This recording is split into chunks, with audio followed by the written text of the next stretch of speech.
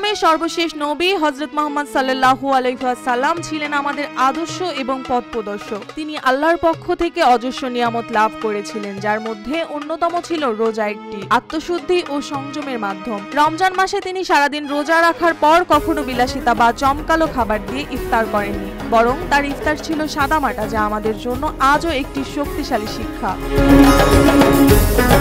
রমজান মাসে রাসূল সাল্লাল্লাহু আলাইহি ওয়াসাল্লামের ইফতারি ছিল অত্যন্ত সাদামাটা এবং আত্মসংযমী। তার দীর্ঘদিনের সেবক আনাস রাদিয়াল্লাহু আনহু বলেছেন, রাসূল সাল্লাল্লাহু আলাইহি ওয়াসাল্লাম নামাজ আদায়ের পূর্বে কখনো ভেজা খেজুর দিয়ে ইফতার করতেন। যদি ভেজা খেজুর পাওয়া না যেত তবে শুকনা খেজুর দিয়ে ইফতার করতেন, আর তা না হলে শুধু পানি হতো তার ইফতারি। এই সাদামাটা ইফতার আমাদের শেখায় যে আসল ইফতার হলো সংযমী ও পবিত্র, যা রোজার মূল উদ্দেশ্য আত্মশুদ্ধি ও তাকওয়া অর্জনে পূর্ণতা দেয়।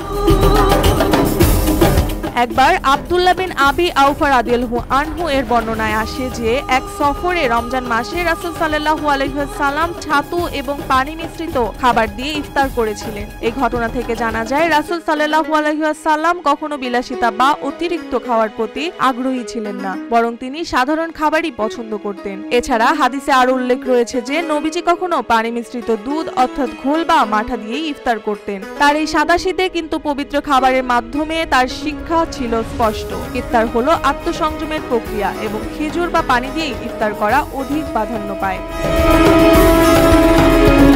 রাসূল সাল্লাল্লাহু আলাইহি ওয়াসাল্লামের ইফতার পদ্ধতি আমাদের শিক্ষা দেয় যে ইফতার করার সঠিক সময় এবং সাদাসিধে উপকরণে ইফতার করা সুন্নাত। খেজুর দিয়ে ইফতার করা মুস্তাহাব, তবে যদি খেজুর না থাকে তাহলে যে কোনো ফল বা পানি দিয়েও ইফতার করা যেতে পারে, কারণ পানি পবিত্র এবং এর মাধ্যমে ইফতার করা আল্লাহর নিকট অত্যন্ত সম্মানজনক।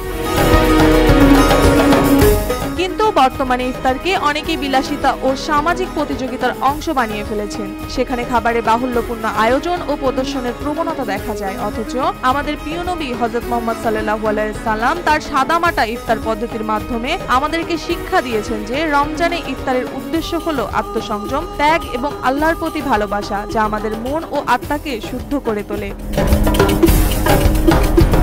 রাসূল সাল্লাল্লাহু আলাইহি ওয়াসাল্লামের ইফতার পদ্ধতি অনুসরণ করে আমাদের উচিত বিলাসিতা পরিহার করে সুন্নতি পদ্ধতিতে ইফতার করা। এতে শুধু আমাদের দেহ ও মন শুদ্ধ হবে না, বরং রমজানের প্রকৃত উদ্দেশ্য আত্মসংযম, ত্যাগ এবং তাকওয়া অর্জনও পূর্ণ হবে। মার্জিয়া মৌ, রূপালী বাংলাদেশ।